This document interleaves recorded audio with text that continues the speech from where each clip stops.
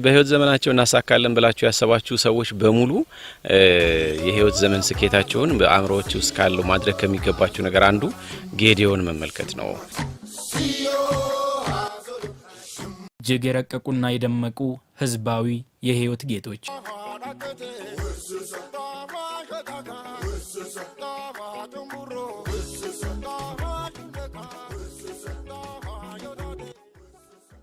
ኢትዮጵያ ከፍተኛ የቱሪዝም ሀብት ያላት ሀገር ናት።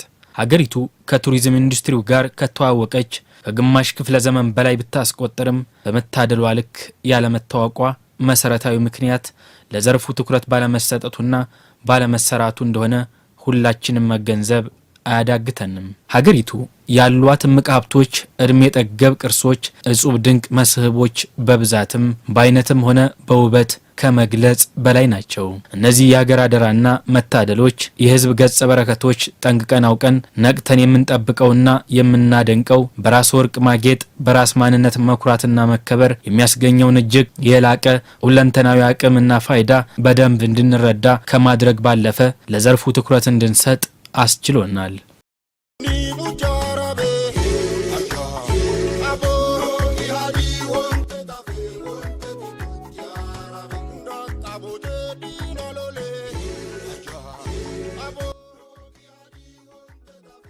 በማንነታችን እንድንኮራ በእኛነታችን እንድንከበር ዘንድ ሁሌም ራሳችንን እንወቅ፣ ሁሌም የራሳችንን እናሳውቅ። በእጃችን በደጃችን ባለን በራሳችን ወርቅና ጌጥ ዘንድ በምንኖርበት በምንገኝበት ወደ ተግባር እንድንገባ አደራ እያለን እኛ ግን የእኛንም ለማወቅ ለማስተዋወቅና ለማሳወቅ በቻናላችን ዛሬ እንጀምራለን።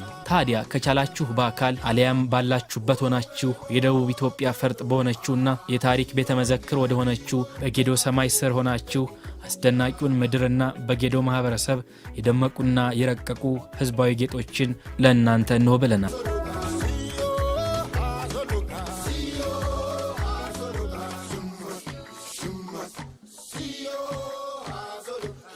በጌዶ ህዝብ ቡና፣ እንሰትና ደን የህልውና ያህል ይቆጠራሉ።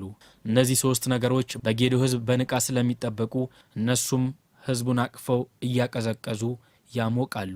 ለዚህም ነው በጌዶ ማህበረሰብ ዛፍ መቁረጥ በጥብቅ የተከለከለው። ምናልባት መቁረጥ የሚቻለው ባለዛፉ እጅግ አንገብጋቢ ለሆነ ጉዳይ ከፈለገው ፍላጎቱን ለአባገዳ ወይም ለሀገር ሽማግሌዎች ማሳወቅ ይኖርበታል። እነሱም የሚፈቅዱት ቀድሞ ተተኪ ችግኝ የተከለ እንደሆነ ካወቁ ከተረዱ ብቻ ነው። ከዚህ ውጪ ቆርጦ የተገኘ ሰው በጌዶ ባህላዊ የደን አጠባበቅ ስርዓት ከባድ የቅጣት እርምጃ ይወሰድበታል። ያለ ቤቱ መስራ ሆኖ የሚጣል ነው። ልጁም አካባቢ ላይ ያለ ሰዎች እንደዚህ ሲጥሉ ፍቃድ ይጠይቃል ከሽማግሌ። ሽማግሌዎች ደግሞ ምን ያደርጋሉ? ለምንድን ነው የምጥለው? ዛፉ ያንተ ብቻ አይደለም። እዛ ስር ሲቀመጥ በጉ፣ እንስሳቱ፣ ሰው እረፍት ያገኛል። ጥላ አለው። ቀዝቃዛ አየር ይስባል። ከቅርንጫፉ የሚወርቀው ቅጠሎቹ ማዳበሪያ ናቸው። ለአካባቢ ማህበረሰብ ጠብ የሚል ቅጠር ጥቅም አለው። በጌዶ ማህበረሰብ ዛፍ ወይም ደን የኑሮ መሰረትና ህይወት ነው። የጌዶ ህዝብ የቀደመና የመጠቀ አርቆ ሐሳቢነት ለሺ ዘመናት የኖረበት ድንቅ የደን አጠባበቅ ባህል አሁን ላይ በሙቀት መጨመር እየተፈተነችው ላለችው ዓለምና መፍትሄ ፍለጋ እየባዘኑ ላሉት ሁሉ መማሪያም ማስተማሪያም መሆኑን ብዙዎች መስክረዋል። የጌዲዮ ማህበረሰብ ለበርካታ ዘመናትና ለበርካታ ትውልዶች ይሄን ባህል ያዳበረ ነው። መትከል ብቻ አይደለም፣ መንከባከብ፣ ማሳደግ፣ የመቁረጥን ባህል ማነወርም ትልቁ አንዱ ዋና እሴቱ ነው። ስለዚህ የመጠበቁ ነገር ይሄ ማህበረሰብ እንደውም ከቅርስ ጥበቃና ከተለያዩ እንደዚህ ከቅርስ ጋር ተዛማጅ በሆኑ ተቋማት ልምድ የሚሰጥ እንጂ እኛ ልምድ እንሰጠው ምንችል አይደለም። ትንሽ ቦታ ላይ አካባቢ በደንብ በመያዝ በመንከባከብ ዛፍን በመጠበቅ እጅጉን በዓለም ላይ በጣይሙ ኦርጋኒክ ሆነ የእርጋ ጨፌ ቡና በትንሽ ቦታ ላይ እጅግ ከፍተኛ ምርት ያመረተ በኢኮኖሚም ራሱን የቻለ ለሀገርም ከፍተኛ ውጭ ምንዛሬ ያስገኘ እንዲሁም ከዛም አልፎ ደግሞ ነጮችን ጭምር በአሁን ሰዓት አንዱ የጉብኝት ሳይት ሆኖ እየደረገ ያለበት ነውና ሰው በበዛ ቁጥር የተፈጥሮ ሀብት ይመናመናል። በተለይ ደግሞ ከደን ጋር የተያያዙ ሀብቶች ይመናመናሉ። እዚህ ጋር ግን ዘሪቨርስ ነው የምናየው።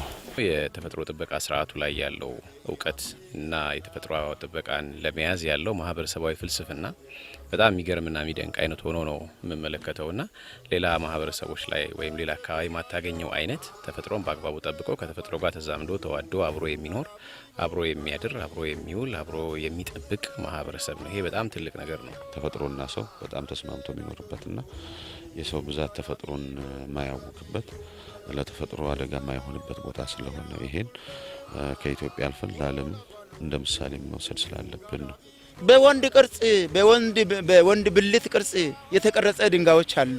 ፏፏቴዎች ታይተው ቅዝቃዜ በጣም ኩልል ያለ ውሃ የመሰለ ፏፏቴዎች አሉ። የተከበሩ መቃብር ቦታዎች አሉ። የተከበሩ ደኖች አሉ።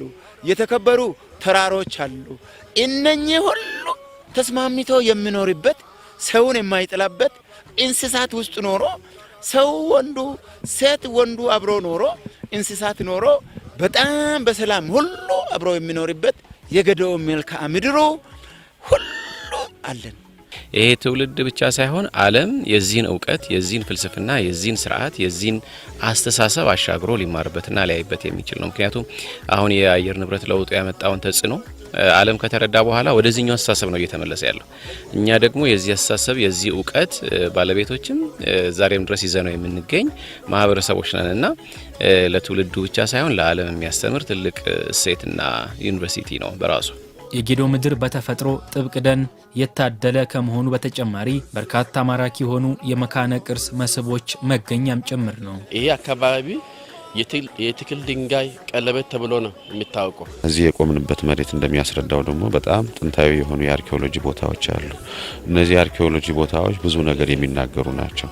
አንደኛ ከድንጋይ ዘመን ጀምሮ የሰው ልጅ የነበረውን የስልጣኔ በተለይ ከዶሜስቲኬሽንም ጋር ያለውን የሚያስረዱ ናቸው።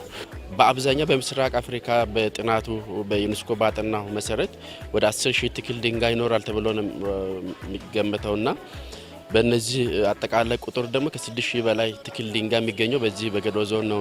አሁን የምንገኝበት መካነ ቅርስን ጨምሮ በአጠቃላይ የተፈጥሮ ጥበቃው ላይ ያሉት የማህበረሰቡ የተፈጥሮን የመጠበቅ ፍልስፍናና እውቀት እጅግ በጣም ይደንቅና የሚገርም ነውና ይሄን አገርም ዓለምም የሚማርበት የኔ ብሎ ቢያየው ቢጠብቀው ብዙ አይነት አዳዲስ ነገሮችን የሚማርበትና የሚያገኝበት ነው ብለን እናስባለን። መንትያዎቹን ጨምሮ የተናጠል አስደናቂ ፏፏቴዎች፣ ዋሻዎችና ማራኪ የተፈጥሮ ገጽታዎችን ሁሉ ጌዶ በገጸ በረከትነት ለኢትዮጵያ እንካችሁ ያለቻቸው ናቸው።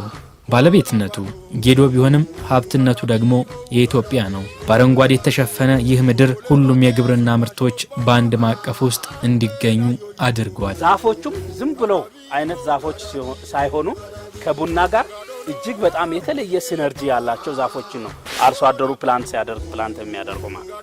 ስለዚህ አሁን እዚህ የምናየው ኦልሞስት ኦል ይሄ ላንድስኬፕ ፍላት ነው። እዚህ ያለው በአብዛኛው አንደኛ የካሽ ክሮፕ አለ፣ ቡና አለ። ሁለተኛ የምግብ የተለያዩ ሰብሎች አሉ። ለነዚህ ሁሉ ፎሬስትሪ ወይንም ደኑ ዋና ዋስትና ነው ማለት ነው። የአፈር መሸርሸር ለጋር ጎርፍ ቢመጣ መጀመሪያ እንሰቱ ትራፕ ያደርገዋል ማለት አፈር እንዳይሸረሸር። ከዛ ሲቀጥል ማንን ያመጣል? ራሱ ስሎፑን በጠበቀ መንገድ የሚተክል ነው የሚመስለው። ከዛ ዛፉን ያመጣል ማለት በጣም ጎርፍ ቢኖር የመጣው ጎርፍ እንሰቱን ይመታል፣ ስፒዱ ይቀንሳል። ቀጥሎ ማን ላይ ያርፋል? ዛፉ ላይ ያርፋል። መጨረሻ ላይ ቡና ሴፍሊ እንዲያድግና ኢኮኖሚውን ዴቨሎፕ የሚያደርግበትን ሁኔታ የሚያሳይ አግሮፎረስትሪ ሲስተም ነው ያለው። ጌዲዮ ስትመጡ ብዙ ነገር ነው የምትመለከቱት። አንደኛ የማህበረሰቡ የተፈጥሮና የማህበረሰቡ መስተጋብራዊ ትስስር እጅግ የሚደንቅና የሚገርም ሆኖ ትመለከታላችሁ። ሁለተኛ ተፈጥሮን በመጠበቅ ሂደት ውስጥ ማህበረሰቡ ያተረፋቸውን እጅግ በጣም በርካታ እውቀቶች ትመለከታላችሁ። ተፈጥሯዊ አካባቢዎችን የማስማማትና የማዋሃድ ጥበብ ያለው የጌዴኦ ማህበረሰብ እጅግ በመጠቀ ሀገር በቀል እውቀቱ በባቦ ባህላዊ የደን አጠባበቅና አስተዳደር ስርዓቱ ዛሬ ዓለምን ክፉኛ የቸገረው ዛፍና ደን ተንከባክቦ አልምቶ እንዲሁም ጠብቆ ከራሱ አልፎ ለሀገርና ለዓለም ተርፎ የሚበቃ እጅግ ተስማሚና ምቹ የሆነ አረንጓዴ ምድር ለትውልዱ አስረክቧል። በጥቂት ሰዎች ጥረት የሚደረገው ነገር እንዳለ ሆኖ በአጠቃላይ ግን ኢትዮጵያ ውስጥ ያሉ ሚዲያዎችም ይሁን በሌላ በኩል ዓለም የሚገኙ ሚዲያዎች እንዲህ አይነት ነገሮችን ሽፋን እየሰጡ ዓለሙ ማህበረሰቡ እንዲያውቀው የማድረግ ስራ ላይ ትኩረት ሰጥተው መስራት አለባቸው። ሰላም ነው ሀገሩ፣ ግጥብ ነው ሀገሩ፣ አረንጓዴ ነው ሀገሩ። ይሄ ልታዩ አደራ ላለሁኝ ጉብኝት ልታደርጉ መልእክቴ ነውና ይሄን አይታችሁ ሰምታችሁ ወደ ሀገራችን እንድትመጡ ጋብዛለሁ። ጌዴኦን ያላዩ ሰዎች በህይወት ዘመናቸው አንድ ትልቅ ነገር እንደቀረባቸው ይሰማኛል። ስለዚህ በህይወት ዘመናቸው እናሳካለን ብላችሁ ያሰባችሁ ሰዎች በሙሉ የህይወት ዘመን ስኬታችሁን በአእምሮዎች ውስጥ ካለው ማድረግ ከሚገባችሁ ነገር አንዱ ጌዴኦን መመልከት ነው።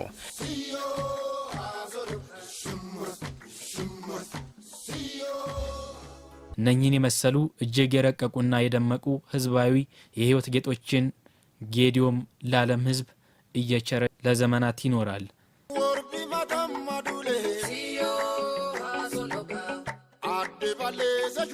Siyo,